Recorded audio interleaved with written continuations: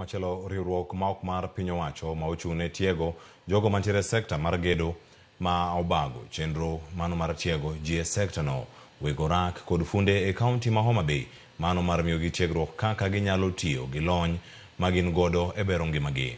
Tiegruok no otim mar neno ni jotije sekta no obedo gi lony makare e bero tijegi kendo bero sekta no.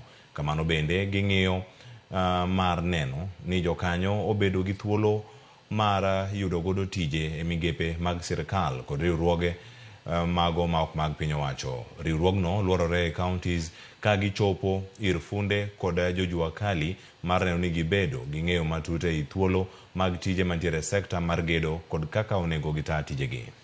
Now opportunities basically Chanuka means enlighten, get enlightened, then organize yourself so that you can tap into the opportunities, because opportunities are all available, but many times, especially the people at the informal sector, miss those opportunities because either they are too busy or they are already too engrossed in their day-to-day activities. Our session was primarily to give them an overview of which opportunities are there and to change their mindsets.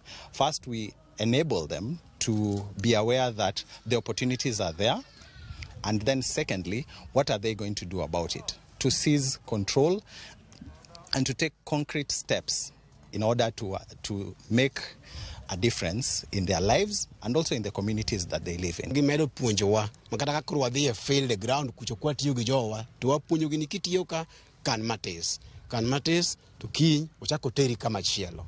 Omiyo wayie ni training ni ober kinde wagombo ni ok onego bed dichiel kama. Ochako bedi monyalo konyo jowa mondo jowa kikne ni en jageda kikne ni en jaywecha kikne ni en mana ng'ama tiyo tich matin no kare nyalo golo ng'ato kama tis no moter malo.